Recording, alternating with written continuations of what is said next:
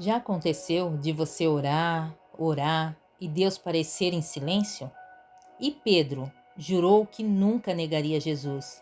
Ora depois, negou 3 vezes. Mateus 26 é sobre isso.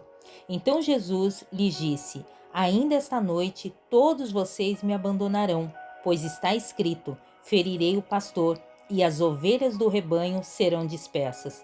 Mas depois de ressuscitar, irei adiante de vocês para a Galiléia.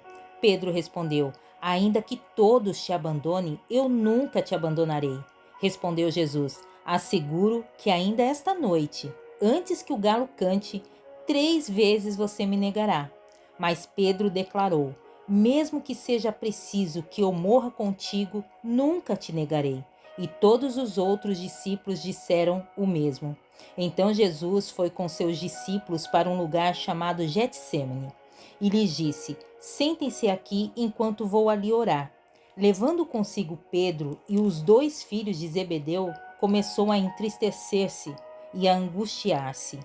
Disse-lhes então: A minha alma está profundamente triste, numa tristeza mortal.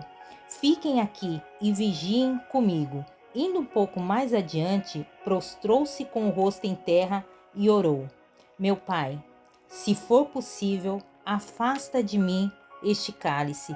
Contudo, não seja como eu quero, mas sim como tu queres. Depois voltou aos seus discípulos e os encontrou dormindo. Vocês não puderam vigiar comigo nem por 1 hora? Perguntou ele a Pedro. Vigiem e orem para que não caiam em tentação. O espírito está pronto, mas a carne é fraca. E retirou-se outra vez para orar. Meu pai, se não for possível afastar de mim este cálice, sem que eu o beba, faça-se a tua vontade. Quando voltou de novo, os encontrou dormindo, porque os seus olhos estavam pesados. Então os deixou novamente e orou pela terceira vez, dizendo as mesmas palavras. Depois voltou aos discípulos e lhes disse: Vocês ainda dormem e descansam? Chegou a hora. Eis que o Filho do Homem está sendo entregue nas mãos de pecadores. Levantem-se e vamos. Aí vem aquele que me trai. Não devemos pensar que foi o medo da morte que levou o nosso Senhor a agonizar tanto no jardim. Ele não teve medo de morrer e enfrentou sua missão com coragem e paz.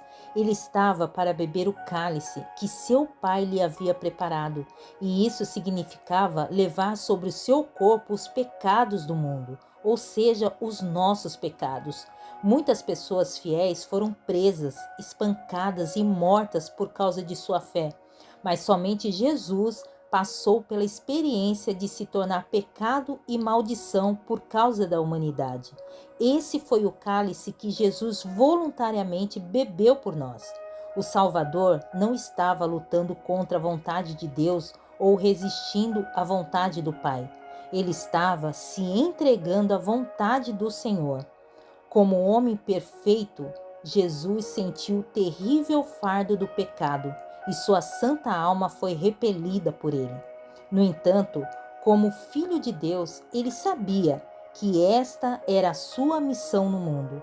O mistério de sua humanidade e divindade é visto nitidamente nesta cena. Então, sentir tristeza, medo ou angústia não é falta de fé. Assim como Jesus não escondeu o que sentia, nós também podemos ser sinceros sobre nossas dores diante de Deus. O exemplo de Jesus nos ensina que quando a vida se torna pesada, a nossa primeira atitude deve ser buscar refúgio na oração e na presença do Pai. Jesus pediu que seus amigos ficassem perto.